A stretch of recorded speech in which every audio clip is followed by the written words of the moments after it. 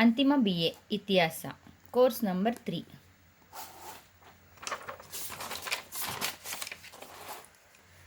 Black 1 Vijayanagara ಸಾಮ್ರಾಜ್ಯ. ಆಧಾರಗಳು: ವಿಜಯನಗರ ಸಾಮ್ರಾಜ್ಯ ಸ್ಥಾಪನೆ, ಸಂಗಮ, ಸಂತತಿಯ ಆಳ್ವಿಕೆ. ಮಧ್ಯಕಾಲೀನ ಯುಗದ ಮಹಾನ್ ಸಾಮ್ರಾಜ್ಯ ವಿಜಯನಗರ ಸಾಮ್ರಾಜ್ಯ. ಈ ಸಾಮ್ರಾಜ್ಯವು ಕ್ರಿಸ್ತಶಕ 1336ರಲ್ಲಿ ಅಸ್ತಿತ್ವಕ್ಕೆ ಬಂದಿತು. ಸುಮಾರು 3 ಶತಮಾನಗಳ ಕಾಲ ದಕ್ಷಿಣ ಭಾರತದಲ್ಲಿ ರಾಜ್ಯಭಾರ ಮಾಡಿತ್ತು. ಈ ಸಾಮ್ರಾಜ್ಯ ಸ್ಥಾಪನೆಯಾಗುವ ಸಂದರ್ಭದಲ್ಲಿ ದಕ್ಷಿಣ ಭಾರತದಲ್ಲಿ ರಾಜಕೀಯ ಅಸ್ಥಿರತೆ ಉದ್ಭವಿಸಿತು. ಇದನ್ನು ಅರಿತ ಅಂದಿನ ಅಲ್ಲಾವುದ್ದೀನ್ ಖಿಲ್ಜಿಯ ಸೇನಾಧಿಪತಿ ಮಲ್ಲಿಕಾಫರನು ಪ್ರಚೋಂಡಾಪಾದಿಯಲ್ಲಿ ದಾಳಿ ಮಾಡಿದ. ಆ ಪರಿಣಾಮವಾಗಿ ದೇವಗಿರಿಯ ಯಾದವರು, ವಾರಂಗಲ್ಲಿನ ಕಾಕತೀಯರು, ದ್ವಾರಸಮುದ್ರದ ಹೊಯ್ಸಳರು ಮತ್ತು ಮದುರೈ ಪಾಂಡ್ಯರ ಸಂತತಿಗಳು ಸೋಲನ್ನು ಅನುಭವಿಸಿ ಮಹಮ್ಮದ್ ಬಿನ್ ತೊಗಲಕ್ಕನ ಕಾಲದಲ್ಲಿ ಈ ರಾಜ್ಯಗಳೆಲ್ಲವೂ ಅವನತಿ ಹೊಂದಿದ್ದವು. ಈ ಸನ್ನಿವೇಶದಲ್ಲಿ ದಕ್ಕನ್ನಿನ ರಾಜಕೀಯ ಅನೈಕ್ಯತೆಯ ಶೂನ್ಯವನ್ನು ತುಂಬಲು ವಿಜಯನಗರ ಸಾಮ್ರಾಜ್ಯ ಜನ್ಮ ತಾಳಿತು. ಅದು ಸುಮಾರು 3 ಶತಮಾನಗಳ ಕಾಲ ಹಿಂದೂ ಧರ್ಮ ಮತ್ತು ಸಂಸ್ಕೃತಿಯನ್ನು ರಕ್ಷಿಸಿ, ಪೋಷಿಸಿ ಮತ್ತು ಪ್ರೋತ್ಸಾಹಿಸಿ ಕಾರ್ಯವನ್ನು ಮಾಡಿತು. ಆ ಶಕ್ತಿಯುತ ರಾಷ್ಟ್ರಗಳ ವಿರುದ್ಧ ಉಗ್ರ ಹೋರಾಟ ನಡೆಸಿ ವಿಜಯ ಪಡೆದುದರ ನೆನಪಿಗಾಗಿ ಈ ರಾಜ್ಯಕ್ಕೆ ವಿಜಯನಗರ ಎಂದು ಹೆಸರಿಡಲಾಯಿತು. ದಕ್ಷಿಣ ಭಾರತದಲ್ಲಿ ಆಳ್ವಿಕೆ ಮಾಡಿದ ಕಟ್ಟಕಡೆಯ ಹಿಂದೂ ಸಾಮ್ರಾಜ್ಯ ಇದಾಗಿತ್ತು. ಬಹು ದೀರ್ಘಕಾಲ ಮರೀಚಿಕೆಯಂತಾಗಿದ್ದ ಈ ಸಾಮ್ರಾಜ್ಯವನ್ನು ಶೋಧಿಸಿ ಬೆಳಕಿಗೆ ತಂದರು. ಇತಿಹಾಸಕಾರ ರಾಬರ್ಟ್ ಸೀವೆಲ್ ಇವರ ಒಂದು ಮರೆತ ಸಾಮ್ರಾಜ್ಯ ಕೃತಿಯು ಈ ಸಾಮ್ರಾಜ್ಯದ ಮೇಲೆ ಬೆಳಕನ್ನು ಚೆಲ್ಲುತ್ತದೆ. ಈ ಸಾಮ್ರಾಜ್ಯವನ್ನು ಕ್ರಮವಾಗಿ ಸಂಗಮ, ಸಾಳುವ, ತುಳವ ಮತ್ತು ಅರವೀಡು ಎಂಬ 4 ಸಂತತಿಗಳು ಸುಮಾರು 250 ವರ್ಷಗಳು ಆಳ್ವಿಕೆ ನಡೆಸಿದವು. ವಿಜಯನಗರದ ಆಧಾರಗಳು. ಇದರಲ್ಲಿ 2 ವಿಧಗಳು: ಸಾಹಿತ್ಯ ಆಧಾರಗಳು, ಪುರಾತತ್ವ ಆಧಾರಗಳು. ಸಾಹಿತ್ಯ ಆಧಾರಗಳು. ಇದರಲ್ಲಿ ದೇಶೀಯ ಆಧಾರಗಳು ಮತ್ತು ವಿದೇಶೀಯ ಆಧಾರಗಳು. ದೇಶೀಯ ಆಧಾರಗಳು: ವಿಜಯನಗರ ಸಾಮ್ರಾಜ್ಯದ ಇತಿಹಾಸ ರಚಿಸಲು ನಮಗೆ ಅನೇಕ ಸಂಸ್ಕೃತ, ಕನ್ನಡ ಹಾಗೂ ತೆಲುಗು ಭಾಷೆಗಳಲ್ಲಿ ರಚಿಸಿರುವ ಅನೇಕ ಗ್ರಂಥಗಳು ಲಭ್ಯವಾಗಿವೆ.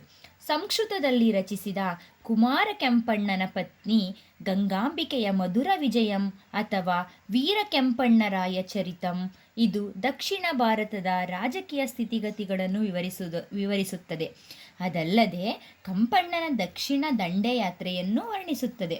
ವಿದ್ಯಾರಣ್ಯನ ಕಾಲಜ್ಞಾನ, ರಾಜನಾಥ ಡಿಂಡಿಮನ ಸಾಳುವಾಭ್ಯುದಯಂ, ತಿರುಮಲಾಂಬೆಯ ವರದಾಂಬಿಕ ಪರಿಣಯಂ, ಕನ್ನಡ ಕೃತಿಗಳಾದ ಚಾಮರಸನ ಪ್ರಭುಲಿಂಗ ಲೀಲೆ, ನಂಜುಂಡ ಕವಿಯ ಕುಮಾರ ರಾಮನ ಕಥೆಯ ಆನೆಗೊಂದಿಯ ಕಂಪಿಲರಾಜ ಗಂಡುಗಲಿ ಕುಮಾರರಾಮನ ಸಾಹಸಗಳನ್ನು ತಿಳಿಸುತ್ತದೆ. ತೆಲುಗು ಗ್ರಂಥಗಳಾದ ನಂದಿ ತಿಮ್ಮಣ್ಣನ ಪಾರಿಜಾತ, ಪಹರಣಮೂರಾಯರ ಒರಿಸ್ಸಾ ಗಣಪತಿ ಪ್ರತಾಪರುದ್ರನ ವಿರುದ್ಧ ಕೈಗೊಂಡ ದಂಡಯಾತ್ರೆಯನ್ನು ವರ್ಣಿಸುತ್ತದೆ. ಅಲ್ಲಿಸಾನಿ ಪೆದಣ್ಣನ ಮನುಚರಿತಂ, ವಲ್ಲಭರಾಯನ ಕ್ರೀಡಾಭಿಮಾನಂ ಎಂಬ ಕೃತಿಗಳು ಸಮಕಾಲೀನ ಇತಿಹಾಸವನ್ನು ತಿಳಿಯಲು ಉಪಯುಕ್ತವಾಗಿವೆ. ಸ್ವತಃ ಕೃಷ್ಣದೇವರಾಯರು ರಚಿಸಿದ ತೆಲುಗು ಕೃತಿ ಅಮುಕ್ತ ಮೌಲ್ಯದ ಗ್ರಂಥವು ರಾಜನೀತಿಶಾಸ್ತ್ರ ಕೃತಿಯಾಗಿದ್ದರೂ ಆಗಿನ ರಾಜ್ಯಭಾರ ಕ್ರಮ, ಅರಸನ ಕರ್ತವ್ಯಗಳ ಬಗ್ಗೆ ವಿವರಿಸುತ್ತದೆ.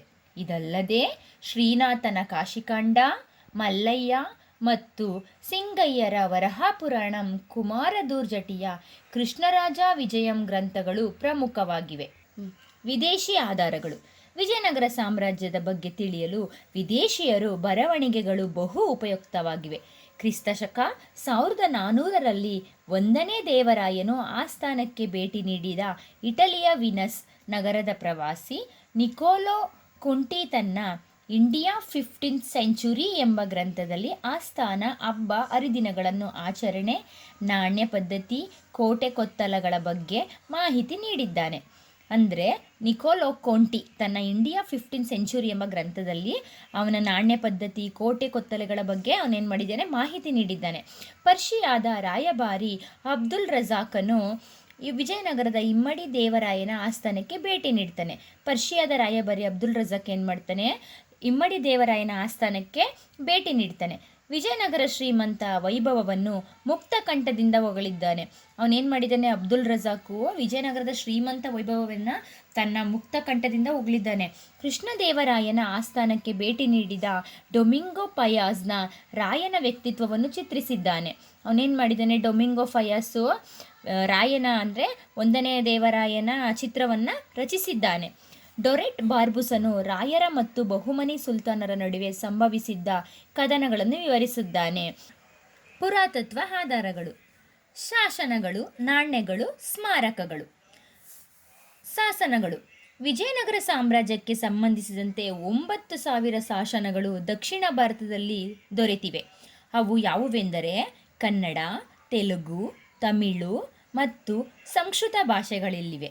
ವಿಜಯನಗರದ ಶಾಸನಗಳನ್ನು ಡಾಟಾ ಟಾಪ್ಲೀಟ್ ಮತ್ತು ಐ ರೈಸ್ರಾ the Mysore and Coorg from inscription Epigraphia Karnataka Epigraphia Indica ಎಂಬ ಗ್ರಂಥಗಳು ಸಂಪಾದಿಸಿದ್ದಾರೆ. ಈ ಶಾಸನಗಳು ರಾಜರ ವಂಶಾವಳಿ, ಕಾಲಾನುಕ್ರಮೇಣ ಬಹುಮನಿಯರೊಡನೆ ಯುದ್ಧಗಳು, ರಾಜರ ಆಳ್ವಿಕೆ ಕಾಲ, ನೆರೆಹೊರೆಯ ರಾಜ್ಯಗಳೊಳಗಿನ ಸಂಬಂಧ, ಸಾಮಾಜಿಕ ಧಾರ್ಮಿಕ ಪರಿಸ್ಥಿತಿ ಇತ್ಯಾದಿ ಅಂಶಗಳನ್ನು ತಿಳಿಯಲು ಸಹಕಾರಿಯಾಗಿದೆ.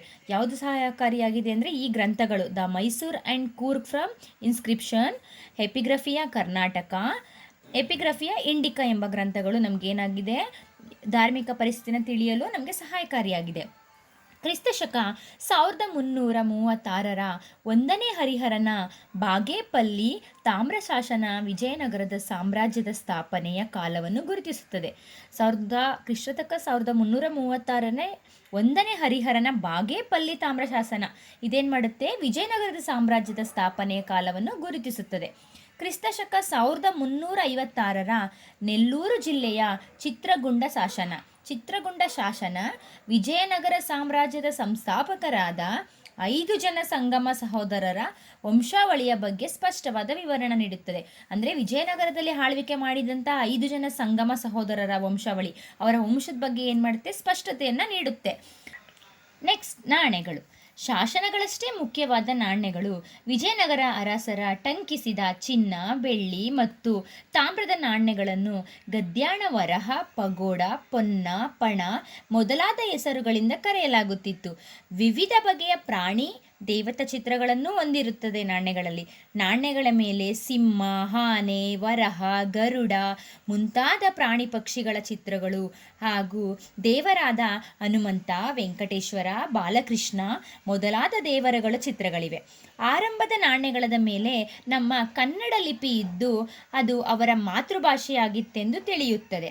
ನಾಣ್ಯಗಳಿಂದ ರಾಜ್ಯದ ಹೆಸರು, ಆಳ್ವಿಕೆಯ ಕಾಲ, ಸಾಮ್ರಾಜ್ಯದ ವೈಶಾಲತೆ, ರಾಜರ ಬಿರುದುಗಳು, ಆರ್ಥಿಕ, ಸಾಮಾಜಿಕ ಮತ್ತು ಧಾರ್ಮಿಕ ಸ್ಥಿತಿಗಳನ್ನು ತಿಳಿಯಬಹುದಾಗಿದೆ. ವಿಜಯನಗರದ ಅರಸರು ಅತ್ಯಧಿಕ ಸಂಖ್ಯೆಯಲ್ಲಿ ಚಿನ್ನದ ನಾಣ್ಯಗಳನ್ನು ಚಲಾವಣೆಗೆ ತಂದಿರುತ್ತಾರೆ. ಇದು ಆ ಕಾಲದ ಆರ್ಥಿಕ ಸುಭಕ್ಷತೆಯನ್ನು ತಿಳಿಸುತ್ತದೆ. ಸ್ಮಾರಕಗಳು. ಇತಿಹಾಸಕ್ಕೆ ಜೀವಂತ ಸಾಕ್ಷಿಗಳು ಸ್ಮಾರಕಗಳು. ವಿಜಯನಗರ ಸಾಮ್ರಾಟರು ಅನೇಕ ಸುಂದರವಾದ ದೇವಾಲಯಗಳನ್ನು, ಅರಮನೆಗಳನ್ನು, ಕೋಟೆ ಕೊತ್ತಲಗಳ ಮೂರ್ತಿ, ಶಿಲ್ಪಗಳು, ಸಾರ್ವಜನಿಕ ಕಟ್ಟಡಗಳನ್ನು ನಿರ್ಮಿಸಿದರು. ಹಂಪಿ, ಲೇಪಾಕ್ಷಿ, ಮೂಡುಬಿದಿರೆ, ಕಂಚಿ, ಕಾಳಹಸ್ತಿ, ತಿರುಪತಿ, ಮದುರೈ, ಚಿದಂಬರಂ, ಶ್ರೀಶೈಲ ಮೊದಲಾದ ಕಡೆ ಕಂಡುಬರುವ ಕಟ್ಟಡಗಳು ಅಂದಿನ ಸಾಮಾಜಿಕ ಧಾರ್ಮಿಕ ಜೀವನವನ್ನು ಅರಿಯಲು ಸಹಕಾರಿಯಾಗಿವೆ. ವಾಸ್ತುಶಿಲ್ಪದ ವಾಸ್ತು ಸಂಗ್ರಹಾಲಯ ಎಂದೇ ಹೆಸರಾದ ಹಂಪಿಯಲ್ಲಿ ಅಜಾರ ರಾಮಸ್ವಾಮಿ, ವಿಜಯ ವಿಠಲ ಸ್ವಾಮಿ ದೇವಾಲಯಗಳನ್ನು ಮಹಾನವಮಿ ದಿಬ್ಬಗಳ ವಿಜಯನಗರ ಜನರ ಕಲೆ, ಕೌಶಲ್ಯ ಮತ್ತು ಕಲಾಭಿರುಚಿಯನ್ನು ಅರಿಯಲು ಸಹಕಾರಿಯಾಗಿವೆ. ವಿಜಯನಗರ ಸಾಮ್ರಾಜ್ಯದ ಸ್ಥಾಪನೆ ಮತ್ತು ಮೂಲ. ತೆಲುಗು ಮೂಲ. ವಿಜಯನಗರ ಸಾಮ್ರಾಜ್ಯದ ಸ್ಥಾಪಕರಾದ ಹರಿಹರ ಮತ್ತು ಬುಕ್ಕರಾಯ. ರಾಷ್ಟ್ರೀಯತೆ ಮತ್ತು ಮೂಲದ ಬಗ್ಗೆ ಇತಿಹಾಸಕಾರರಲ್ಲಿ ಒಮ್ಮತ ಅಭಿಪ್ರಾಯವಿಲ್ಲ. ವಿದ್ವಾಂಸರಾದ ಡಾ N Venkataramaiah, K N. Nilakanta Sastri, professor Suryanarayana Rao, Sewell, Barani ಇಸಾಮಿಯವರು ತೆಲುಗು ಮೂಲದ ಪುರಸ್ಕೃತರಾಗಿರುತ್ತಾರೆ. ಅವರು ವಾರಂಗಾಲನ ಕಾಕತೀಯ ದೊರೆ ಪ್ರತಾಪರುದ್ರನ ಸೇವೆಯಲ್ಲಿದ್ದವರು. ಒಬ್ಬನು ಮಂತ್ರಿಯೂ ಇನ್ನೊಬ್ಬನು ಖಜಾಂಚಿಯಾಗಿದ್ದರು. ಕ್ರಿಸ್ತಶಕ 1323ರಲ್ಲಿ ದೆಹಲಿಯ ಸುಲ್ತಾನನ ಮಹಮ್ಮದ್ ಬಿನ್ ತೊಗಲಕ್ನ ವಾರಂಗಲ್ ಮೇಲೆ ದಾಳಿ ಇಟ್ಟಾಗ ಅಲ್ಲಿದ್ದ ಹರಿಹರ ಮತ್ತು ಬುಕ್ಕರು ತಪ್ಪಿಸಿಕೊಂಡು ಆನೆಗುಂದಿಗೆ ಬಂದು ಕಂಪಿಲಾ ರಾಜನಾದ ರಾಮನಾಥನ ಸೇನೆಗೆ ಸೇರಿಕೊಳ್ಳುತ್ತಾರೆ. ಮತ್ತೊಮ್ಮೆ ಮಹಮ್ಮದ್ ಬಿನ್ ತುಘಲಕನು ಕಂಪಿಲ ಮೇಲೆ ದಾಳಿ ಇಟ್ಟು ಬಂಧಿಸಿ ದೆಹಲಿಗೆ ಕೊಂಡೊಯ್ದ. ಅಲ್ಲಿ ಅವರನ್ನು ಇಸ್ಲಾಂಗೆ ಮತಾಂತರಿಸಿದನು. ಅಂದರೆ ಹಿಂದೂಗಳನ್ನ ಇಸ್ಲಾಂ ಮತಕ್ಕೆ ಮತಾಂತರಿಸಿಕೊಳ್ಳುತ್ತಾರೆ. ಕೆಲ ಕಾಲ ಸುಲ್ತಾನನ ನಿಷ್ಠಾವಂತ ಸೇವೆ ಮಾಡಿ ಅವರನ್ನು ದಕ್ಕನ್ನಿನ ರಾಜ್ಯಪಾಲರಾಗಿ ನೇಮಿಸಲಾಯಿತು. ಹೀಗೆ ದಕ್ಷಿಣ ಭಾರತಕ್ಕೆ ಬಂದು ಅವರು ಪುನಃ ಹಿಂದೂಗಳಾಗಿ ಹಿಂದೂ ಧರ್ಮದ ರಕ್ಷಣೆಗೆ ಕಟಬದ್ಧರಾಗಿ ವಿದ್ಯಾರಣ್ಯರ ಸಹಾಯದಿಂದ ಸ್ವತಂತ್ರ ವಿಜಯನಗರ ಸಾಮ್ರಾಜ್ಯವನ್ನು ಸ್ಥಾಪಿಸುತ್ತಾರೆ. ಯಾರು ಸ್ಥಾಪಿಸಿದ್ದು? ಹರಿಹರ ಮತ್ತು ಬುಕ್ಕರಾಯ. ಕಂಪಿಲನ ಆಸ್ಥಾನದಲ್ಲಿ ಹರಿಹರ ಮತ್ತು ಬುಕ್ಕರಾಯರು ಇಬ್ಬರು ಇದ್ದರು ಎಂದು ತೆಲುಗಿನ ಮೂಲವಾದಕ್ಕೆ ಯಾವುದೇ ಆಧಾರ ಕೂಡ ಇರೋದಿಲ್ಲ. ಮುಸ್ಲಿಂ ಇತಿಹಾಸಕಾರರು ಈ ಬಗ್ಗೆ ನೀಡಿರುವ ಹೇಳಿಕೆಗಳು ಒಮ್ಮತ ಅಭಿಪ್ರಾಯ ಆಗಿಲ್ಲ, ವಿರೋಧಾಭಾಸಗಳಿಂದ ಕೂಡಿರುತ್ತದೆ. ಇದಲ್ಲದೆ ಮಧ್ಯಯುಗದ ಕಟ್ಟುನಿಟ್ಟಿನ ಜಾತಿಯ ನಿಯಮಗಳ ವಾತಾವರಣದಲ್ಲಿ ಮತಾಂತರಿಸಿದವರನ್ನು ಮತ್ತು ಹಿಂದೂಗಳನ್ನಾಗಿ ಪರಿವರ್ತಿಸಿದರೆಂಬ ನಂಬಲಾಗದ ವಿಷಯ ಇದು. ಇದಲ್ಲದೆ ಮುಸ್ಲಿಂ ಮತಕ್ಕೆ ಮತಾಂತರವಾದವರು ಮತ್ತೆ ಹಿಂದೂಗಳಾದಾಗ ಹಿಂದೂ ಸಾಮ್ರಾಜ್ಯವೊಂದರ ಸ್ಥಾಪನೆಗೆ ಅವರೇ ಒಂದು ಬಾರಿಗೆ ಹಿಂದೂಗಳ ಬೆಂಬಲ ದೊರಕಿತೆನ್ನುವುದೇ ನಂಬಿಕೆಗೆ ಅರ್ಹವಲ್ಲದು. Doctor Heras, doctor B A. Saletore ಮತ್ತು ಪಿ.ಬಿ. ದೇಸಾಯಿಯವರ ಈ ಹೇಳಿಕೆಗಳ ಸಮರ್ಥವಾಗಿ ತಿರಸ್ಕರಿಸಿದ್ದಾರೆ. ಕನ್ನಡ ಮೂಲ. ವಿಜಯನಗರ ಸ್ಥಾಪಕರು ಸಂಗಮರು ಕರ್ನಾಟಕದವರು. ಅವರು ಹೊಯ್ಸಳರೊಂದಿಗೆ ರಕ್ತ ಸಂಬಂಧವನ್ನು ಹೊಂದಿದ್ದರು. ಹೊಯ್ಸಳ ಬಲ್ಲಾಳ ಮೂರನೇ ಸೋದರ ಹಳಿಯನಾದ ಬಲ್ಲಪ್ಪ ದಂಡನಾಯಕ ಎಂಬುವನು ವಿಜಯನಗರದ ಸಾಮ್ರಾಜ್ಯ ಸ್ಥಾಪಕ ಹರಿಹರನ ಮಗಳನ್ನು ವಿವಾಹವಾಗಿದ್ದನು.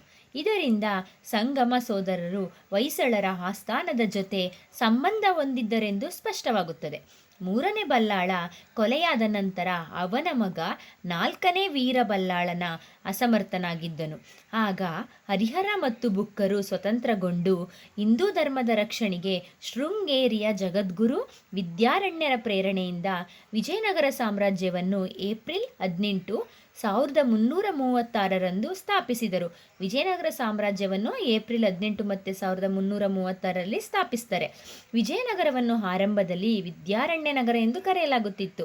ಈ ವಾದವನ್ನು ಮಂಡಿಸಿರುವ ವಿದ್ವಾಂಸರೆಂದರೆ P B. Desai, P A. Saletore, father Heras, Srikantaiah, Ferishta ಇನ್ನೂ ಮೊದಲಾದವರು. ಪ್ರಸ್ತುತ ಎಲ್ಲರೂ ನಂಬಿರುವ ವಾದವು ಇದಾಗಿದೆ. ಪೆರಿಸ್ತಾನು ವಿಜಯನಗರದ ಅರಸರನ್ನು ಕರ್ನಾಟಕ ರಾಯರು ಎಂದು ಕರೆಯುತ್ತಿದ್ದನು. ಕ್ರಿಸ್ತಶಕ 1571ರವರೆಗೂ ವಿಜಯನಗರ ಅರಸರು ತಮ್ಮನ್ನು ಕರ್ನಾಟಕ ಸಿಂಹಾಸನಾಧೀಶ್ವರ ಎಂದು ಕರೆದುಕೊಳ್ಳುತ್ತಿದ್ದರು. ತೆಲುಗು ಕವಿಗಳಾದ ವಲ್ಲಭಾಚಾರ್ಯ, ಶ್ರೀನಾಥರು ಸಂಗಮ ಸಹೋದರರನ್ನು ಕರ್ನಾಟಕ ಕ್ಷಿತಿನಾಥ ಎಂದು ವರ್ಣಿಸಿದ್ದಾರೆ. ಗಂಗಾಂಬಿಕೆ ಬುಕ್ಕನನ್ನು ಕರ್ನಾಟಕದ ಕುಲಕೀರ್ತಿ ಎಂದು ಚಿತ್ರಿಸಿದ್ದಾಳೆ. ಅಲ್ಲಾಸನ ಪೆದ್ದಣ್ಣನು ಕೃಷ್ಣದೇವರಾಯನನ್ನು ಕನ್ನಡ ರಾಜ್ಯ ರಮರಾಮಣಿ ಎಂದು ಕರೆದಿದ್ದಾರೆ. ವಿಜಯನಗರಕ್ಕೆ ಸಂಬಂಧಿಸಿದಂತೆ 9,000 ಶಾಸನಗಳು ನಮ್ಮ ಕನ್ನಡ ಭಾಷೆಯಲ್ಲಿವೆ. ನೆಕ್ಸ್ಟ್, ವಿದ್ಯಾರಣ್ಯರ ಸಮಸ್ಯೆ. ಹರಿಹರ ಮತ್ತು ಬುಕ್ಕರು ಶೃಂಗೇರಿ ಮಠದ ಸ್ವಾಮಿಗಳಾದ ವಿದ್ಯಾರಣ್ಯರ ಬೆಂಬಲವನ್ನು ಪಡೆದಿರುತ್ತಾರೆ. ತುಂಗಾಭದ್ರಾ ನದಿಯ ಬಲದಂಡ ಮೇಲೆ ವಿಜಯನಗರ ಸಾಮ್ರಾಜ್ಯವನ್ನು ಸ್ಥಾಪಿಸಿರುತ್ತಾರೆ ಎಂದು ಹಲವು ಇತಿಹಾಸಕಾರರು ತಿಳಿಸಿದ್ದಾರೆ. ವಿದ್ಯಾರಣ್ಯರು ಪಂಪಾ ಕ್ಷೇತ್ರ, ಪಂಪಾ ಅಂದರೆ ಹಂಪಿ, ಪಂಪಾ ಕ್ಷೇತ್ರದಲ್ಲಿ ಜನಿಸಿದರು. ತಂದೆಯ ಹೆಸರು ಕುಂಭಕೋಣಂ ಸಾರಂಗಪಾಣಿ, ತಾಯಿಯ ಹೆಸರು ಶ್ರೀಮತಿ. ವಿದ್ಯಾರಣ್ಯರು ಹಂಪಿ, ಕಾಶಿ, ಕಂಚಿ ಮತ್ತು ಶೃಂಗೇರಿಯಲ್ಲಿ ತಮ್ಮ ಶಿಕ್ಷಣವನ್ನು ಪಡೆದು ಶಂಕರರ ಅದ್ವೈತ ಸಿದ್ಧಾಂತವನ್ನು ಭಾರತದ ಎಲ್ಲೆಡೆ ಪ್ರಚಾರ ಮಾಡಿದರು. ಸಾಮ್ರಾಜ್ಯದ ಸ್ಥಾಪನೆಯಲ್ಲಿ ವಿದ್ಯಾರಣ್ಯರ ಗುರುತಿಸುವಿಕೆಯ ಬಗ್ಗೆ ಚರ್ಚೆಗಳು ಸಾಗುತ್ತಲೇ ಬಂದಿವೆ. ಸಾಮ್ರಾಜ್ಯದ ಸ್ಥಾಪನೆಯ ಕಾಲಕ್ಕೆ ವಿದ್ಯಾರಣ್ಯರು ಶೃಂಗೇರಿಯಲ್ಲಿ ಪೀಠಸ್ಥರಾಗಿರಲಿಲ್ಲ ಮತ್ತು ಅವರು ಶೃಂಗೇರಿಯಲ್ಲಿ ಪೀಠಸ್ಥರಾಗಿದ್ದು ಯಾವಾಗ ಎಂದರೆ ಕ್ರಿಸ್ತಶಕ 1380ರಿಂದ ಕ್ರಿಸ್ತಶಕ 1380ರವರೆಗೆ ಎಂಬ ವಿಚಾರ ಶಾಸನಗಳಲ್ಲಿ ಕಂಡುಬಂದಿದೆ. ಆದರೆ ಕ್ರಿಸ್ತಶಕ 1380ಕ್ಕೂ ಮೊದಲೇ ಅವರು ಖ್ಯಾತ ಸನ್ಯಾಸಿಗಳಾಗಿದ್ದು ಸಾಮ್ರಾಜ್ಯದ ಸ್ಥಾಪನೆಗೆ ಬೇಕಾಗುವ ಧನ ಸಹಾಯವನ್ನು ಒದಗಿಸಿದ್ದರು ಎಂದು ಭಾವಿಸಲು ಅವಕಾಶವಿದೆ. ವಿದ್ಯಾರಣ್ಯರ ಪೂರ್ವಶ್ರಮದ ಹೆಸರು ಮಾಧವಾಚಾರ್ಯ ಎಂದು ಅಂಗೀರಸ ಗೋತ್ರದ ಮಲೆಗೋವೆ ಪ್ರದೇಶಗಳಲ್ಲಿ ಆಡಳಿತಾಧಿಕಾರಿಯಾಗಿದ್ದ ಮಾಧವ ಮಂತ್ರಿ ಕ್ರಿಸ್ತಶಕ 1391ರವರೆಗೆ ಬದುಕಿದ್ದು ವಿದ್ಯಾರಣ್ಯರು ಕ್ರಿಸ್ತಶಕ 1386ರಲ್ಲಿ ತೀರಿಕೊಂಡರೆಂದು ಗಮನಿಸಬೇಕಾದ ಸಂಗತಿ. ಸಾಯಣಾಚಾರ್ಯರ ಸೋದರರು ಭಾರದ್ವಾಜ ಗೋತ್ರದವರು ಆದ ಮಾಧವಾಚಾರ್ಯರೇ ವಿದ್ಯಾರಣ್ಯರೆಂದು ಇನ್ನೊಂದು ವಾದ. ಖ್ಯಾತ ಕಾಳಿಮಠ ಗುರು ಕ್ರಿಯಾಶಕ್ತಿ ಗುರುಗಳೇ ವಿದ್ಯಾರಣ್ಯರು ಎಂಬುದು ಮತ್ತೊಂದು ವಾದ. ಆದರೆ ಕ್ರಿಯಾಶಕ್ತಿಗಳು ಕ್ರಿಸ್ತಶಕ 1388ರಲ್ಲಿ ತೀರಿಕೊಂಡಿದ್ದು ವಿದ್ಯಾರಣ್ಯರು 1386ರಲ್ಲಿಯೇ ಗತಿಸಿದರು. ಇದಲ್ಲದೆ ವೀರವೃತ್ತಿಶೈವರಾದ ಕಾಳಾಮುಖ ಪಂಥದ ಗುರುಗಳು ಶೃಂಗೇರಿಯ ಕ್ರಿಸ್ತಶಕ 1388ರಲ್ಲಿ ತೀರಿಕೊಂಡಿದ್ದು ವಿದ್ಯಾರಣ್ಯರು 1386ರಲ್ಲಿಯೇ ಸಾವನ್ನಪ್ಪಿದರು. ಇದಲ್ಲದೆ ವೀರವೃತ್ತಿ ಶೈವರಾದ ಕಾಳಮುಖ ಪಂಥದ ಗುರುಗಳು ಶೃಂಗೇರಿಯ ದ್ವೈತ ಪೀಠದ ಸ್ವಾಮಿಗಳಾದರೆಂಬುದು ನಂಬಲು ಸಾಧ್ಯವಾಗದ ಮಾತು. ಆದರೆ ವಿಜಯನಗರದ ಸಾಮ್ರಾಟರು ಶೃಂಗೇರಿ ಗುರುಗಳನ್ನು ತುಂಬ ಗೌರವದಿಂದ ನಡೆಸಿಕೊಳ್ಳುತ್ತಾರೆ, ದಾನ ದತ್ತಿಗಳನ್ನು ನೀಡುತ್ತಾರೆ. ವಿದ್ಯಾರಣ್ಯರು ಕಾಶಿಯಲ್ಲಿ ಅಧ್ಯಯನ ನಿರತರಾಗಿರಲು ಅವರಿಗೆ ವಿಜಯನಗರಕ್ಕೆ ಮರಳಬೇಕೆಂದು ವಿನಂತಿಸಿ ಸಾಮ್ರಾಟ್ ಬುಕ್ಕನು 1356ರಲ್ಲಿ ಪತ್ರವನ್ನು ಬರೆದಿದ್ದನು. ಸಾಮ್ರಾಜ್ಯದ ಆರಂಭದ ದಿನಗಳಲ್ಲಿ ಸಾಮ್ರಾಜ್ಯದ ಸ್ಥಾಪಕರಿಗೆ ಬೇಕಾಗುವ ಹಣವನ್ನು ತಮ್ಮ ಪ್ರಭಾವವನ್ನು ಶ್ರೀಮಂತರನ್ನು ಬಳಸಿ ಬಹುಶಃ ವಿದ್ಯಾರಣ್ಯರು ಒದಗಿಸಬೇಕು. ವಿದ್ಯಾರಣ್ಯರು ಬಂಗಾರದ ಮಳೆ ಸುರಿಸಿದರೆಂಬ ಇತಿಹಾಸಕ್ಕೆ ಈ ಸಂಗತಿ ಕಾರಣವಾಗಿರಬಹುದು. ಸಾಯಣ್ಣ ಬಂಧು ಮಾಧವರೇ ವಿದ್ಯಾರಣ್ಯರೆಂದು ಈಗ ನಂಬಲಾಗಿದೆ. ಸಂಗಮ ವಂಶಜರು ಕಾಳಮುಖರಾದರೂ ತಮ್ಮ ಗುರು ಕ್ರಿಯಾಶಕ್ತಿಗಳಿಗಿಂತ ವಿದ್ಯಾರಣ್ಯರ ಬಗ್ಗೆ ಹೆಚ್ಚು ಭಕ್ತಿ ಇಟ್ಟುಕೊಂಡಿದ್ದರು. ಮಹಾನ್ ವಿದ್ವಾಂಸರಾದ ವಿದ್ಯಾರಣ್ಯರು ಸಂಸ್ಕೃತದಲ್ಲಿ ಅನೇಕ ಗ್ರಂಥಗಳನ್ನು ಬರೆದಿದ್ದಾರೆ. ಅವುಗಳೆಂದರೆ ವೇದಾಭಾಷ್ಯ, ಸರ್ವದರ್ಶನ ಸಂಗ್ರಹ, ಶಂಕರ ವಿಜಯ, ವೇದಾಂತ ಪಂಚದೇಶಿ, ಜೀವನ ಮುಕ್ತಿ ವಿವೇಕ, ಬ್ರಹ್ಮವಿದ್ಯಾ ಆಶೀರ್ವಾದ ಪದ್ಧತಿ, ಸಂಗೀತ ಸಾರ, ರಾಜಕಾಲ ನಿರ್ಣಯ. ರಾಜಕೀಯ ಇತಿಹಾಸ. ಸಂಗಮ ವಂಶ ಕ್ರಿಸ್ತಶಕ 1336ರಿಂದ 1485ರವರೆಗೆ ಇವರ ಆಳ್ವಿಕೆ. ವಿಜಯನಗರ ಸಾಮ್ರಾಜ್ಯವು ಸಂಗಮನ ಮಕ್ಕಳಿಂದ ಸ್ಥಾಪನೆಯಾಯಿತು. ಸಂಗಮನಿಗೆ 5 ಜನ ಮಕ್ಕಳು. ಅವರ ಹೆಸರು ಹರಿಹರ, ಬುಕ್ಕ, ಕಂಪಣ್ಣ, ಮಾರಪ್ಪ ಮತ್ತು ಮುದ್ದಪ್ಪರು. ಆದರೆ ವಾಸ್ತವವಾಗಿ ಹರಿಹರ ಮತ್ತು ಬುಕ್ಕರನ್ನು ವಿಜಯನಗರ ಸಾಮ್ರಾಜ್ಯದ ಸ್ಥಾಪಕರೆಂದು ನಂಬಲಾಗಿದೆ. ಈ ಸಾಮ್ರಾಜ್ಯವನ್ನು ಕ್ರಿಸ್ತಶಕ 1336ರಿಂದ 1640ರವರೆಗೆ ಸುಮಾರು 4 ರಾಜವಂಶಗಳ ಕಾಲಾನುಕ್ರಮದಲ್ಲಿ ಆಳಿದರು. ಅವುಗಳೆಂದರೆ ಸಂಗಮ ವಂಶ ಕ್ರಿಸ್ತಶಕ 1336ರಿಂದ 1485, ಸಾಳವ ವಂಶ ಕ್ರಿಸ್ತಶಕ 1485ರಿಂದ 1503, ತುಳು ವಂಶ ಕ್ರಿಸ್ತಶಕ 1503ರಿಂದ 1565, ಅರವೀಡು ವಂಶ ಕ್ರಿಸ್ತಶಕ 1570ರಿಂದ 164.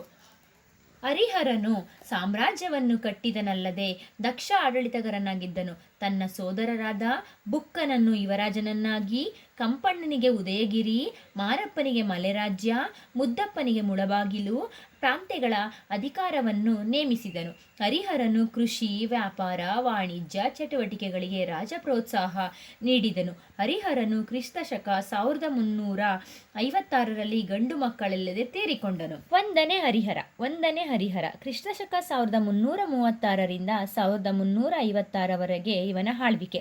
ಹರಿಹರನು ಸಂಗಮನ ಮಕ್ಕಳಲ್ಲಿ ಹಿರಿಯವನಾಗಿದ್ದನು, ಅಂದರೆ ದೊಡ್ಡ ಮಗನಾಗಿದ್ದನು. ತನ್ನ ಸಹೋದರರ ಸಹಾಯದಿಂದ ರಾಜ್ಯವನ್ನು ಕಟ್ಟಿದನು. ಆರಂಭದಲ್ಲಿ ಇವನು ಹೊಯ್ಸಳರ ಸಾಮಂತನಾಗಿದ್ದನು. ಈ ಅವಧಿಯಲ್ಲಿ ಕ್ರಿಸ್ತಶಕ 1336 ಬಾರ್ಕೂರಿನಲ್ಲಿ ಒಂದು ಕೋಟೆಯನ್ನು ಕಟ್ಟಿಸಿ ಅನಂತಪುರ ಜಿಲ್ಲೆಯ ಗುತ್ತಿಯನ್ನು ವಶಪಡಿಸಿಕೊಂಡಿದ್ದನು. 1347ರಲ್ಲಿ ಬಾದಾಮಿ ಕೋಟೆಯನ್ನು ನಿರ್ಮಿಸಿ ಹೊಯ್ಸಳರ ರಾಜ್ಯದ ಉತ್ತರ ಭಾಗವನ್ನು ಪೂರ್ವದಿಂದ ಪಶ್ಚಿಮ ಕರಾವಳಿಯವರೆಗೆ ಹರಡಿರುವ ಪ್ರದೇಶಗಳನ್ನು ಆತ ಗೆದ್ದುಕೊಂಡು ರಾಜ್ಯ ವಿಸ್ತರಿಸಿ ಪೂರ್ವ ಪಶ್ಚಿಮ ಸಮುದ್ರಾಧೀಶ್ವರ ಎಂಬ ಬಿರುದನ್ನು ಪಡೆದಿದ್ದನು. ಅಂದರೆ ಯಾರು ಪಡೆದಿದ್ದು ಸಮುದ್ರಾಧೀಶ್ವರ ಎಂಬ ಬಿರುದನ್ನು? 1ನೇ ಹರಿಹರ. ಇವನು ಉತ್ತರದಲ್ಲಿ ತುಂಗಾಭದ್ರಾ ನದಿಯಿಂದ, ದಕ್ಷಿಣದಲ್ಲಿ ಕೊಂಕಣ, ಪೂರ್ವದಲ್ಲಿ ಕಡಪ, ನೆಲ್ಲೂರು, ಪಶ್ಚಿಮದಲ್ಲಿ ಗೋವಾದವರೆಗೆ ತನ್ನ ರಾಜ್ಯವನ್ನು ವಿಸ್ತರಿಸಿದನು. ವೀರಪ್ರತಾಪ, ಮಹಾರಾಜಾಧಿರಾಜ, ಹರಿರಾಯ ವಿಭಾವಾಡ ಎಂಬ ಬಿರುದುಗಳನ್ನು ಪಡೆದನು. ಇವನ ಆಳ್ವಿಕೆಯಲ್ಲಿ ತನ್ನ ರಾಜ್ಯದ ಉತ್ತರ ದಿಕ್ಕಿನಲ್ಲಿ 1347ರಲ್ಲಿ ಬಹುಮನಿ ಸಾಮ್ರಾಜ್ಯ ಸ್ಥಾಪನೆಯಾಗಿ ಅದು ವಿಜಯನಗರದೊಡನೆ ದಕ್ಷಿಣ ಭಾರತದ ಅಧಿಕಾರಕ್ಕಾಗಿ ನಿರಂತರ ಯುದ್ಧಗಳಾದವು. 1ನೇ ಹರಿಹರನಿಗೆ ಮಕ್ಕಳಿಲ್ಲದ ಕಾರಣ ಕ್ರಿಸ್ತಶಕ 1356ರಲ್ಲಿ ಅವನು ಗಂಡು ಮಕ್ಕಳಿಲ್ಲದೆ ತೀರಿಕೊಂಡನು. 1ನೇ ಹರಿಹರನು ತೀರಿಕೊಂಡ ನಂತರ 1ನೇ ಬುಕ್ಕರಾಯನು ಅಧಿಕಾರಕ್ಕೆ ಬಂದನು. ಕ್ರಿಸ್ತಶಕ 1356ರಿಂದ 1377ರವರೆಗೆ ಇವನ ಆಳ್ವಿಕೆಯಾಗಿತ್ತು. ತನ್ನ ಅಣ್ಣನ ಬಲಗೈಯಾಗಿ ಸಾಮ್ರಾಜ್ಯ ಸ್ಥಾಪನೆಗಾಗಿ ಶ್ರಮಿಸಿದನು ಬುಕ್ಕನು. ಯುವರಾಜನಾಗಿ ಅಪಾರ ಆಡಳಿತ ಅನುಭವವನ್ನು ಪಡೆದುಕೊಂಡಿದ್ದನು. ಸಂಗಮರಲ್ಲಿ ಪ್ರಬಲ ದೊರೆಯಾಗಿ ಹೆಸರನ್ನು ಗಳಿಸಿದ್ದಾನೆ. ಕೊಂಡವೀಡಿನ ರೆಡ್ಡಿಗಳನ್ನು ಸೋಲಿಸಿ ಪೆನಗೂಡವನ್ನು ವಶಪಡಿಸಿಕೊಂಡನಲ್ಲದೆ ಶಂಭುವರಾಯನನ್ನು ಸೋಲಿಸಿ ಆರ್ಕಾಟ್ ಪ್ರದೇಶವನ್ನು ವಶಪಡಿಸಿಕೊಂಡನು. ಬುಕ್ಕನು ಬಹುಮನಿ ಸುಲ್ತಾನ 1ನೇ ಮಹಮ್ಮದ್ನನ್ನು ಹಿಮ್ಮೆಟ್ಟಿಸಿ ರಾಯಚೂರು, ಮುದಗಲ್, ಆದವಾನ ಕೋಟೆಗಳನ್ನು ಜಯಿಸಿದನು, ಅಂದರೆ ಗೆದ್ದನು. ಬುಕ್ಕರಾಯನ ಚರಿತಾರ್ಹ ಸಾಧನೆ ಎಂದರೆ ಮದುರೈ ಸುಲ್ತಾನನನ್ನು ಸೋಲಿಸಿದುದು. ಈ ಮಾಹಿತಿಯನ್ನು ಕಂಪಣ್ಣನ ಪತ್ನಿ ಗಂಗಾಂಬಿಕೆ ತನ್ನ ಮಧುರ ವಿಜಯಂ ವೀರಕಂಪಣ್ಣನ ಚರಿತ್ರಾ ಕೃತಿಯಲ್ಲಿ ವಿವರಿಸಿದ್ದಾಳೆ. ಹಿಂದೂ ಪೀಡಕನಾದ ಸುಲ್ತಾನನನ್ನು ವಿದ್ಯಾರಣ್ಯರ ಅಪ್ಪಣೆಯಂತೆ ಬುಕ್ಕನ ಹಿರಿಯ ಮಗ ಕಂಪಣ್ಣನು ಮದುರೈ ಸುಲ್ತಾನನ ಮುಬಾರಕನನ್ನು ಸೋಲಿಸಿ ಹಿಂದೂ ರಾಜ್ಯವನ್ನು ರಕ್ಷಿಸಿ ಶ್ರೀರಂಗನಾಥ ವಿಗ್ರಹವನ್ನು ತಂದು ಶ್ರೀರಂಗಂನಲ್ಲಿ ಪ್ರತಿಷ್ಠಾಪಿಸಿದನು. ಸಾಮ್ರಾಜ್ಯ ನಿರ್ಮಾಪಕನಾದಂತೆ ದಕ್ಷ ಆಡಳಿತಗಾರನಾದ ಬುಕ್ಕನು ಸಿಲೋನ್ ಮತ್ತು ಚೀನಾದ ಮಿಂಗ್ ದೊರೆಗಳ ಬಳಿಗೆ ತನ್ನ ರಾಯಭಾರಿಗಳನ್ನು ಕಳಿಸಿ ಅವರ ರಾಯಭಾರಿಗಳನ್ನು ಬರಮಾಡಿಕೊಳ್ಳುವ ಮೂಲಕ ಅಂತಾರಾಷ್ಟ್ರೀಯ ಸಂಬಂಧಗಳನ್ನು ಬೆಳೆಸಿಕೊಂಡಿದ್ದಾನೆ. ಧರ್ಮ ಸಹಿಷ್ಣುವಾದ ಬುಕ್ಕನು ಜೈನ ಮತ್ತು ವೈಷ್ಣವರ ನಡುವೆ ಏರ್ಪಟ್ಟಿದ್ದ ಜಗಳವನ್ನು ನಿಲ್ಲಿಸಿ ಅವರಿಬ್ಬರ ನಡುವೆ ಸಾಮರಸ್ಯವನ್ನು ಕಾಪಾಡಿದನು. ಇವನ ಆಸ್ಥಾನದಲ್ಲಿದ್ದ ಸಾಯಣ್ಣ ಮತ್ತು ಮಾಧ್ವ ಪಂಡಿತರು ವೇದ ಭಾಷ್ಯಗಳನ್ನು ರಚಿಸಿದರು. ಈ ಪ್ರೋತ್ಸಾಹದಿಂದ ಬುಕ್ಕನು ವೈದಿಕ ಮಾರ್ಗ ಪ್ರವರ್ತಕನೆಂಬ ಬಿರುದನ್ನು ಧರಿಸಿದನು. ತೆಲುಗು ಬರಹಗಾರ ನಾಚನ ಸೋಮನಾಥನಿಗೆ ಬುಕ್ಕನು ಆಶ್ರಯದತ್ತನಾಗಿದ್ದನು. ಇವನ ಕಾಲದಲ್ಲಿ ಸಾಮ್ರಾಜ್ಯವು ದೃಢವಾಗಿ ಆಡಳಿತ ವ್ಯವಸ್ಥೆಗಳು ಸುವ್ಯವಸ್ಥವಾಗಿ ಸಾಂಸ್ಕೃತಿಕ ಕ್ಷೇತ್ರದಲ್ಲಿ ಗಣ್ಯ ಕೊಡುಗೆಗಳನ್ನು ನೀಡಲು ಆರಂಭವಾಯಿತು. 2ನೇ ಹರಿಹರ ಕ್ರಿಸ್ತಶಕ 1378ರಿಂದ 1404ರವರೆಗೆ ಇವರ ಆಳ್ವಿಕೆ. 1ನೇ ಬುಕ್ಕರಾಯನ ಮಗ ಮತ್ತು ಉತ್ತರಾಧಿಕಾರಿ 2ನೇ ಹರಿಹರ ಅಧಿಕಾರ ಬಂದೊಡನೆ ಸಾಮ್ರಾಟ ಎಂದು ಪೋಷಿಸಿಕೊಂಡನು. ಮೊದಲ ವಿಜಯನಗರದ ಅರಸ. ತನ್ನ ರಾಜ್ಯದ ಗಡಿಯನ್ನು ವಿಸ್ತರಿಸುವ ಹಾದಿಯಲ್ಲಿ ಕೃಷ್ಣಾ ನದಿಯವರೆಗೂ ವಿಸ್ತರಿಸಿದನಲ್ಲದೆ ಕೊಂಡವೀಡು ರೆಡ್ಡಿಗಳ ಪ್ರಭುತ್ವಕ್ಕೆ ಒಳಪಟ್ಟಿದ್ದು ಕರ್ನೂಲ್, ನೆಲ್ಲೂರು, ಗುಂಟೂರು, ಅದಂಕಿ ಪ್ರದೇಶಗಳನ್ನು ವಿಜಯನಗರ ಸಾಮ್ರಾಜ್ಯಕ್ಕೆ ಸೇರಿಸಿದನು. ಪಶ್ಚಿಮ ಕರಾವಳಿಯಲ್ಲಿ ಮುಸ್ಲಿಂ ವಶದಲ್ಲಿದ್ದ ಗೋವಾ, ದಬೋಲ್, ಚಾಗೋಲ, ರೇವ ಪಟ್ಟಣಗಳು ಹರಿಹರನ ವಶವಾದವು. ವೇದಾರ್ಥ ಪ್ರಕಾಶದ ಬರಹ ಕಾರ್ಯ ಈತನ ಕಾಲದಲ್ಲಿ ಮುಗಿದು 2ನೇ ಹರಿಹರನು ವೈದಿಕ ಮಾರ್ಗ ಸ್ಥಾಪನಾಚಾರ್ಯನೆಂದು ಬಿರುದು ತೆಳೆದನು. ಈತನ ನಂತರ ಇವನ ಮಗ ವಿರೂಪಾಕ್ಷನು ಕೆಲವು ತಿಂಗಳ ಆಡಳಿತ ನಡೆಸಿದನು. ಮುಂದೆ ವಿರೂಪಾಕ್ಷನ ಸೋದರ ಬುಕ್ಕನು ಕೇವಲ 1 ವರ್ಷದ ಆಡಳಿತ ನಡೆಸಿದನು. ಕೊನೆಗೆ ಹರಿಹರನ 3ನೆಯ ಮಗ 1ನೇ ದೇವರಾಜಾಯ 1406ರಿಂದ 22ರ ನಡುವೆ ಆಡಳಿತ ನಡೆಯಿತು. ಇವನು ಕೃಷ್ಣೆಯ ಮುಖಜ ಭೂಮಿಯಲ್ಲಿ ರಾಜ್ಯ ವಿಸ್ತರಿಸಲು ಯತ್ನಿಸಿ ಕಳಂಗದ ಗಜಪತಿಯ ಜೊತೆ ಘರ್ಷಣೆಗೆ ಇಳಿಯಬೇಕಾಯಿತು. ಈ ದ್ವಂದ್ವಗಳು ಮುಂದೆ ಪರಂಪರಾಗತವಾಗಿ ಸಾಗಿತು. ದೇವರಾಯನು ಮುದುಗಲ್ನ ಅಕ್ಕಸಾಲಿಗನ ಮಗಳನ್ನು ಮೋಹಿಸಿ ಮದುವೆಯಾಗಲು ಒತ್ತಾಸೆ ನಡೆಸಿದ್ದರಿಂದ ಅವನಿಗೂ ಬಹುಮನಿ ಸುಲ್ತಾನನಿಗೂ ಯುದ್ಧವಾಯಿತು. ಇದರಲ್ಲಿ ದೇವರಾಯನಿಗೆ ಸೋಲಾಗಿ ಬಹುಮನಿ ರಾಜಪುತ್ರನಿಗೆ ತನ್ನ ಮಗಳನ್ನು ಕೊಟ್ಟು ಮದುವೆ ಮಾಡಿಕೊಟ್ಟನೆಂದು ಪೆರಿಸ್ತಾ ಹೇಳಿದ್ದಾನೆ. ಆದರೆ ಈ ಯುದ್ಧ ಹಾಗೂ ವಿವಾಹದ ಪ್ರಕರಣದ ಬಗ್ಗೆ ಅನ್ಯ ಮುಸ್ಲಿಂ ಮೂಲಗಳು ಮೌನವಾಗಿವೆ. 1ನೇ ದೇವರಾಯನ ಆಸ್ಥಾನಕ್ಕೆ ನಿಕೊಲೋ ಕಾಂಟಿ ಭೇಟಿ ನೀಡಿದನು.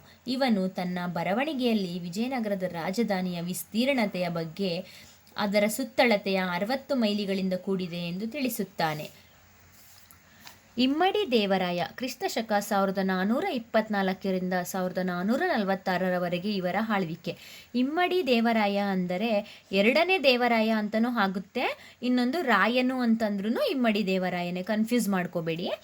ಇಮ್ಮಡಿ ದೇವರಾಯನು ಸಂಗಮ ದೊರೆಗಳಲ್ಲಿ ಅತ್ಯಂತ ಶ್ರೇಷ್ಠ ದೊರೆ, ಪ್ರೌಢದೇವರಾಯನೆಂದು ಪ್ರಸಿದ್ಧನಾದವನು. ಪ್ರೌಢದೇವರಾಯನು ಅಂದ್ರೂ ಇಮ್ಮಡಿ ದೇವರಾಯನೇ ಆಗಿರ್ತಾನೆ. ಇಮ್ಮಡಿ ದೇವರಾಯ, ಪ್ರೌಢದೇವರಾಯ, 2ನೇ ದೇವರಾಯ, ಇದು ಮೂರೂ ಒಂದೇ ಹೆಸರು. ಕ್ವಶನ್ ಕೇಳ್ತಾರೆ, ಉಲ್ಟಾ ಕೇಳಿದಾಗಲೂ ನೀವು ಇದನ್ನೇ ಅರ್ಥ ಮಾಡ್ಕೋಬೇಕು, ಇಮ್ಮಡಿ ದೇವರಾಯನ ಬಗ್ಗೆನೇ ಬರಿಬೇಕು. 2ನೇ ದೇವರಾಯನು ಗಜಬೇಂಟೆಕಾರನೆಂಬ ಬಿರುದನ್ನು ಹೊಂದಿದ್ದನು. 22 ವರ್ಷಗಳ ಕಾಲ ಆಳ್ವಿಕೆ ನಡೆಸಿದನು. 2ನೇ ದೇವರಾಯನು ತನ್ನ ಕಾಲದಲ್ಲಿ ವಿಜಯನಗರ ಸಾಮ್ರಾಜ್ಯವು ಸರ್ವತೋಮುಖ ಬೆಳವಣಿಗೆಯನ್ನು ಕಂಡಿತು. ಯೋಧನಾಗಿ, ಸಾಮ್ರಾಜ್ಯ ನಿರ್ಮಾಪಕನಾಗಿ, ದಕ್ಷ ಆಡಳಿತಗಾರನಾಗಿ, ಮಹಾನ್ ದಿಗ್ವಿಜಯಿಯಾಗಿ ಇವನು ಖ್ಯಾತಿ ಗಳಿಸಿದ್ದಾನೆ. ಇವನ ದಿಗ್ವಿಜಯಗಳು ಯಾವ್ಯಾವಂದರೆ, ಇಮ್ಮಡಿ ದೇವರಾಯನ ದಿಗ್ವಿಜಯಗಳು ನೋಡೋಣ. 2ನೇ ದೇವರಾಯನು 1428ರಲ್ಲಿ ಕೊಂಡುವೀಡು ಪ್ರದೇಶದ ಮೇಲೆ ದಾಳಿ ಮಾಡಿ ಕೊಂಡುವೀಡು ರಾಜ್ಯವನ್ನು ವಶಪಡಿಸಿಕೊಳ್ಳುತ್ತಾನೆ. ಒರಿಸ್ಸಾದ ಗಜಪತಿ ಕಪಿಲೇಂದ್ರ ರಾಜಮಂಡ್ರಿಯನ್ನು ಮುತ್ತಿದ್ದಾನೆ, ಅಂದರೆ ಗುತ್ತಿಗೆ ಅಂದರೆ ಯುದ್ಧ ಮಾಡಕ್ಕೆ ಹೋಗಿದ್ದಾನೆ. ರಾಜಮಂಡ್ರಿಯ ರೆಡ್ಡಿ ಅರಸರು ದೇವರಾಯನ ಸಹಾಯ ಯಾಚಿಸಿ ದೇವರಾಯ ಕಪಿಲೇಂದ್ರನನ್ನು ಸೋಲಿಸುತ್ತಾನೆ. ದೋಹಬ್ ಪ್ರದೇಶ, ದೋಹಬ್ ಅಂದರೆ ಈಗಿನ ರಾಯಚೂರು ಅಂತ ಇದೆಯಲ್ಲ, ಅದಕ್ಕೆ ದೋಹಬ್ ಅಂತಾರೆ. ಅಂದರೆ 2 ನದಿಗಳ ಮಧ್ಯೆ ಇರುವಂತಹ ಊರನ್ನು ದೋಹಬ್ ಅಂತ ಕರೆಯೋದು. ದೋಹಬ್ ಪ್ರದೇಶದ ಒಡೆತನಕ್ಕೆ 2ನೇ ದೇವರಾಯನು ಬಹುಮನಿ ಸುಲ್ತಾನರೊಡನೆ ಯುದ್ಧಗಳಲ್ಲಿ ತೊಡಗಿದನು. ಬಹುಮನಿ ಸುಲ್ತಾನ ಅಹ್ಮದ್ ಶಾ ವಿಜಯನಗರದ ಪ್ರದೇಶದಲ್ಲಿ ಮತ್ತೆ ಪ್ರವೇಶ ಮಾಡಿದನು. ದೇವರಾಯನು ಬಹುಮನಿ ಸಾಮ್ರಾಜ್ಯದ ವಿರುದ್ಧ ಯುದ್ಧ ಮಾಡಿದನು. ವಿಜಯನಗರ ಸೈನ್ಯವು ಮುದುಗಲ್ ದುರ್ಗವನ್ನು ವಶಪಡಿಸಿಕೊಂಡನು. ಹೀಗೆಯೇ ರಾಯಚೂರು, ಬಂಗಾಪುರ ಕೋಟೆಗಳನ್ನು ಮುತ್ತಿತ್ತು. ನಂತರ ಶತ್ರು ಸೈನ್ಯವನ್ನು ವಿಜಯಪುರದವರೆಗೂ ಬೆನ್ನಟ್ಟಿಕೊಂಡು ಹೋಗಲಾಯಿತು. ಮುದಗಲ್ ಕೋಟೆಯಲ್ಲಿ ದೊರೆತ ದೇವರಾಯನ 1436ರ ಶಾಸನವು ಈ ಪ್ರದೇಶವು ಆ ಕಾಲಕ್ಕೆ ವಿಜಯನಗರದ ಆಧಿಪತ್ಯಕ್ಕೆ ಒಳಪಟ್ಟಿದ್ದ ಸಂಗತಿಯನ್ನು ತಿಳಿಸುತ್ತದೆ. ದೇವರಾಯನು ಕೇರಳದ ಮೇಲೆ ಗೆಲುವು ಸಾಧಿಸಿದ್ದು ಮತ್ತೊಂದು ಮಹತ್ವದ ಹೆಜ್ಜೆ. ಕೇರಳದ ಕ್ವಿಲಾನ್ ಮತ್ತು ಕಲ್ಲಿಕೋಟೆಗಳನ್ನು ಪೆಗು ರಾಜ್ಯದಿಂದ ಕಪ್ಪ ಕಾಣಿಕೆ ಸಂಗ್ರಹಿಸಿದನೆಂದು ನ್ಯೂನಿಜ್ ಹೇಳಿದ್ದಾನೆ. ಈ ಸನ್ನಿವೇಶದಲ್ಲಿ 2ನೇ ದೇವರಾಯನು ದಕ್ಷಿಣ ಪಥದ ಚಕ್ರಾಧಿಪತಿ ಎಂಬ ಬಿರುದನ್ನು ಸಹ ಪಡೆದುಕೊಳ್ಳುತ್ತಾನೆ. 2ನೇ ದೇವರಾಯನ ಸೇನಾಧಿಪತಿ ಲಕ್ಕಣ್ಣ ದಂಡನಾಯಕನು, ಇದನ್ನು ಕೇಳ್ತಾರೆ, ಲಕ್ಕಣ್ಣ ದಂಡನಾಯಕನ ಬಗ್ಗೆ ವಿವರಿಸಿ ಅದನ್ನು ಕೇಳ್ತಾರೆ, ಇಂಪಾರ್ಟೆಂಟ್ ಇದು. 2ನೇ ದೇವರಾಯನ ಸೇನಾಧಿಪತಿ ಲಕ್ಕಣ್ಣ ದಂಡನಾಯಕನು ಸಿಲೋನ್ ಮೇಲೆ ದಂಡೆತ್ತಿ ಹೋಗಿ ಅಲ್ಲಿನ ರಾಜನನ್ನು ಸೋಲಿಸಿ ರಾಜನಿಂದ ಕಪ್ಪ ಕಾಣಿಕೆಯನ್ನು ಪಡೆಯುತ್ತಾನೆ. ಈ ವಿಜಯದ ನೆನಪಿಗಾಗಿ ಲಕ್ಕಣ್ಣ ದಂಡೇಶನಿಗೆ ದೇವರಾಯನು ದಕ್ಷಿಣ ಸಮುದ್ರಾಧಿಪತಿ ಎಂಬ ಬಿರುದನ್ನು ನೀಡಿ ಸನ್ಮಾನಿಸುತ್ತಾನೆ. ಇಮ್ಮಡಿ ದೇವರಾಯನ ಸಾಮ್ರಾಜ್ಯವು ಉತ್ತರದಲ್ಲಿ ಗುಲ್ಬರ್ಗದಿಂದ ದಕ್ಷಿಣದಲ್ಲಿ ಬಂಗಾಳ ಕೊಲ್ಲಿಯವರೆಗೂ ಪೂರ್ವ ಮತ್ತು ಪಶ್ಚಿಮ ಕಡೆಯಿಂದ ಸಮುದ್ರ ಸುತ್ತುವರಿದಿದ್ದು, ಇವನ ಕಾಲದಲ್ಲಿ ವಿಜಯನಗರದ ಕೀರ್ತಿ ಪ್ರತಿಷ್ಠೆಗಳು ಅಪಾರವಾಗಿ ವ್ಯಾಪಿಸಿದವು. ಸಾಮ್ರಾಜ್ಯದಲ್ಲಿ ಆಂತರಿಕ ಶಾಂತಿ, ಸಾಮಾಜಿಕ ಸದ್ಭಾವನೆ ನೆಲೆಸಿತು. ವ್ಯವಸಾಯದಲ್ಲಿ ಅಧಿಕ ಉತ್ಪಾದನೆ, ಒಳ ಮತ್ತು ಹೊರ ವಾಣಿಜ್ಯ ವ್ಯವಹಾರಗಳಲ್ಲಿ ಯಶಸ್ಸು ಅಂದಿನ ಭವ್ಯ ಜೀವನದ ಅಂಶಗಳಾಗಿದ್ದವು. ಇದು ಕೂಡ ಇಂಪಾರ್ಟೆಂಟ್ ಆಗಿರುತ್ತೆ. ಅಬ್ದುಲ್ ರಜಾಕ್, ಅದನ್ನು ಕೇಳ್ತಾರೆ, 5 ಮಾರ್ಕ್ಸ್ ಕೇಳ್ಬೋದು. ದೇವರಾಯನ ಆಸ್ಥಾನಕ್ಕೆ ಪರ್ಷಿಯಾದ ರಾಯಭಾರಿ ಅಬ್ದುಲ್ ರಜಾಕನ್ನು ಭೇಟಿ ನೀಡಿದನು. ಅವನು ವಿಜಯನಗರ ಸಾಮ್ರಾಜ್ಯದ ವೈಭವವನ್ನು ಮುಕ್ತಕಂಠದಿಂದ ಹೊಗಳಿದ್ದಾನೆ. ಅವನು ಹೇಗೆ ಹೊಗಳಿದ್ದಾನೆ ಅಂತಂದರೆ, ದೇವರಾಯನಂತಹ ಮತ್ತೊಬ್ಬ ರಾಜ ಭಾರತದಲ್ಲಿಲ್ಲ. ವಿಜಯನಗರದಂತಹ ನಗರ ಈ ಭೂಮಂಡಲದಲ್ಲಿ ಮತ್ತೊಂದಿಲ್ಲ. ವಿಜಯನಗರದಂತಹ ಸಾಮ್ರಾಜ್ಯವನ್ನು ಕಂಡಿಲ್ಲ ಮತ್ತು ಕೇಳಿಲ್ಲ. ಇಲ್ಲಿ ವಜ್ರ, ವೈಡೂರ್ಯ, ಚಿನ್ನವನ್ನು ತೆರೆದ ಮಾರುಕಟ್ಟೆಗಳಲ್ಲಿ ಮಾರುತ್ತಾರೆ. ಇಲ್ಲಿನ ಜನ ಗುಲಾಬಿ ಪ್ರಿಯರು ಎಂಬ ಇತ್ಯಾದಿ ಅಂಶಗಳ ಬಗ್ಗೆ ವಿಜಯನಗರವನ್ನು ಹೊಗಳಿ ತಿಳಿಸಿದ್ದಾನೆ. ಹಾಗೆ ವಿಜಯನಗರದ ರಾಜರುಗಳು ಸಾಂಸ್ಕೃತಿಕ ಕೊಡುಗೆಗಳನ್ನು ನೀಡಿದ್ದಾರೆ. ಎರಡನೇ ದೇವರಾಯನು ಕಲೆ ಮತ್ತು ಸಾಹಿತ್ಯಗಳಿಗೆ ಉದಾರ ಪೋಷಣೆ ನೀಡಿದನು. ಕವಿಗಳಿಗೆ, ವಿದ್ವಾಂಸರಿಗೆ ತನ್ನ ಆಸ್ಥಾನದಲ್ಲಿ ಆಶ್ರಯವನ್ನು ನೀಡಿದ್ದನು. ತೆಲುಗು ಕವಿ ಶ್ರೀನಾಥ, ಕನ್ನಡ ಕವಿಗಳಾದ ಕುಮಾರವ್ಯಾಸ, ಚಾಮರಸ ಮೊದಲಾದವರು ಇವನ ಆಸ್ಥಾನದಲ್ಲಿದ್ದರು. ಶ್ರೀನಾಥನು ಡಿಂಡಿಮನನ್ನು ವಾದ ವಿವಾದದಲ್ಲಿ ಸೋಲಿಸಿದಾಗ ರಾಯರು ಶ್ರೀನಾಥನಿಗೆ ಕನಕಾಭಿಷೇಕ ಮಾಡಿದರಂತೆ. ಸ್ವತಃ ಕವಿಗಳಾದ ರಾಯನು ಮಹಾನಾಟಕ ಸುಬಾನದಿಯನ್ನು, ಬಾದರಾಯಣನ ಬ್ರಹ್ಮಸೂತ್ರಗಳ ಮೇಲೆ ಒಂದು ಭಾಷ್ಯವನ್ನು ಸಂಸ್ಕೃತದಲ್ಲಿ ರಚಿಸಿದರು.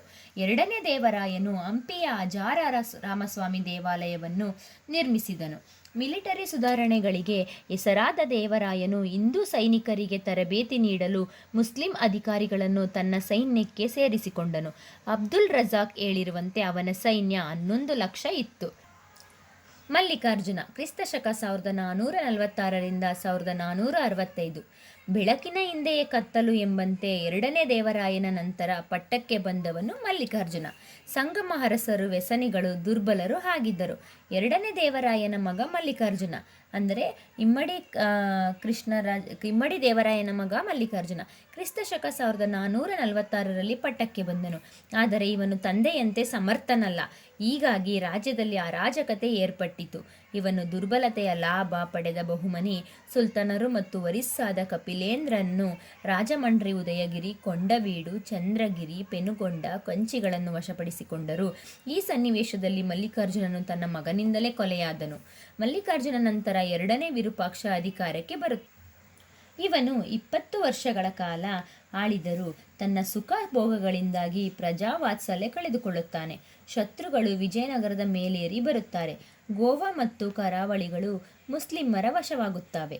ಮಾಂಡಳಿಕರು ಮತ್ತು ಸೇನಾನಿಗಳ ಅವೇದರಾಗಿ ವರ್ತಿಸಲಾರಂಭಿಸಿದರು. ಇಂತಹ ಸನ್ನಿವೇಶದಲ್ಲಿ ಮಲ್ಲಿಕಾರ್ಜುನನನ್ನು ಎರಡನೇ ಮಗ ಪ್ರೌಢದೇವರಾಯನು ಅಧಿಕಾರಕ್ಕೆ ಬರುತ್ತಾನೆ. ಎರಡನೇ ಮಗ ಪ್ರೌಢದೇವರಾಯ ಅಂದರೆ ಅವನೇ ಎರಡನೇ ದೇವರಾಯ ಇದನ್ನಲ್ಲ, ಇಮ್ಮಡಿ ದೇವರಾಯ, ಅವನಿಗೂ ಕೂಡ ಪ್ರೌಢದೇವರಾಯ ಅಂತ ಕರೀತಾರೆ. ಆದರೆ ರಾಜ್ಯದ ರಾಜಕೀಯ ಪರಿಸ್ಥಿತಿ ಸುಧಾರಿಸಲಿಲ್ಲ. ರಾಜ್ಯದಲ್ಲಿ ಅರಾಜಕತೆ ಉದ್ಭವಿಸುತ್ತದೆ. ಇದನ್ನು ಕೊನೆಗಾಣಿಸಲು ಸಾಳುವ ನರಸಿಂಹನು ನಿರ್ಧರಿಸಿ ವಿಜಯನಗರವನ್ನು ಆಕ್ರಮಿಸಲು ದಂಡನಾಯಕ ನರಸನಾಯಕನನ್ನು ಕಳುಹಿಸಿರುತ್ತಾನೆ. ನರಸನಾಯಕನು ವಿಜಯನಗರವನ್ನು ವಶಪಡಿಸಿಕೊಳ್ಳುತ್ತಾನೆ. ಪ್ರೌಢದೇವರಾಯನು ರಾಜಧಾನಿಯನ್ನು ತ್ಯಜಿಸಿ ಓಡಿ ಹೋಗುತ್ತಾನೆ. ಅಲ್ಲಿಗೆ ಸಂಗಮರ ಆಡಳಿತ ಮುಗಿದು ಇಲ್ಲಿಂದ ಸಾಳ್ವ ನರಸಿಂಹನ ನಾಯಕತ್ವದಲ್ಲಿ ಸಾಳ್ವ ಸಂತತಿಯ ಆಳ್ವಿಕೆ ಆರಂಭವಾಗುತ್ತದೆ. ಈ ಪಾಠದಲ್ಲಿ ಇಂಪಾರ್ಟೆಂಟ್ ಕ್ವಶನ್ಸ್ ಅಂದರೆ ವಿಜಯನಗರದ ಆಧಾರಗಳಲ್ಲಿ ಬರುತ್ತೆ. ಅದರಲ್ಲಿ ಸಾಹಿತ್ಯ ಆಧಾರಗಳಲ್ಲಿ ದೇಶೀಯ ಆಧಾರಗಳು, ವಿದೇಶಿಯ ಆಧಾರಗಳು ಮತ್ತು ಪುರಾತತ್ವ ಆಧಾರಗಳಲ್ಲಿ ಶಾಸನಗಳು ಮತ್ತು ನಾಣ್ಯಗಳು. ವಿಜಯನಗರದ ಆಧಾರಗಳ ಬಗ್ಗೆ ತಿಳಿಸಿ ಅಂತ ಕೇಳ್ತಾರೆ. ಅದನ್ನು ವಿವರಿಸ್ಕೊಬೇಕು. ಮತ್ತು ಸ್ಮಾರಕಗಳು ಅದರ ಆಧಾರಗಳಲ್ಲಿ ಸ್ಮಾರಕ ಆಗುತ್ತೆ. ಆಮೇಲೆ ನೆಕ್ಸ್ಟ್ ವಿಜಯನಗರದ ಸಾಮ್ರಾಜ್ಯ ಸ್ಥಾಪನೆ ಮತ್ತು ಮೂಲನ ಕೇಳ್ತಾರೆ. ಅದು ಕೂಡ ವೆರಿ ಇಂಪಾರ್ಟೆಂಟ್. ಇದೊಂದು ಕ್ವಶನು ಮತ್ತು ಅದೊಂದು ಕ್ವಶನು. ಅದರಲ್ಲಿ ತೆಲುಗು ಮೂಲ ಮತ್ತು ಕನ್ನಡದ ಮೂಲ ಬಗ್ಗೆ ನೀಟಾಗಿ ಓದ್ಕೊಳ್ಳಿ. ಮತ್ತು ವಿದ್ಯಾರಣ್ಯರ ಸಮಸ್ಯೆ, ಇದೊಂದು 5 ಮಾರ್ಕ್ಸ್ ಕೇಳ್ತಾರೆ. ಅವ್ರ ಸಮಸ್ಯೆ ಹೇಗೆ ಬಗೆಹರಿಸ್ಕೊಂಡ್ರು ಅನ್ನೋದ್ರ ಬಗ್ಗೆ ಕೇಳ್ತಾರೆ. ನೆಕ್ಸ್ಟು ಅದನ್ನು ಬಿಟ್ಟರೆ ರಾಜಕೀಯ ಇತಿಹಾಸ ಸಂಗಮ ವಂಶ. ಎಷ್ಟು ವಂಶಗಳಿದೆ? 4 ವಂಶಗಳಿದೆ. ಅದರಲ್ಲಿ 1ನೇ ಹರಿಹರ, 1ನೇ ಬುಕ್ಕರಾಯ, 2ನೇ ಹರಿಹರ ಮತ್ತು ಇಮ್ಮಡಿ ದೇವರಾಯನ ದಿಗ್ವಿಜಯಗಳು ಮತ್ತು ಅವನು ಕೊಟ್ಟಿರೋಂಥ ಸಾಂಸ್ಕೃತಿಕ ಕೊಡುಗೆಗಳನ್ನ ಕೇಳ್ತಾರೆ. ಮಲ್ಲಿಕಾರ್ಜುನನ ಅಷ್ಟು ಕೇಳಲ್ಲ, ಇಷ್ಟು ಕೇಳ್ತಾರೆ. ನಾನು ಆದಷ್ಟು ನಿಮಗೆ ತಿಳಿಸ್ಕೊಟ್ಟಿದ್ದೀನಿ. ಮತ್ತು ನಾನು ನಿಮಗೆ ನೆಕ್ಸ್ಟ್ ಪಾಠ ಏನಿದೆ ಅದನ್ನು ನಾನು ನಾಳೆ ನಿಮಗೆ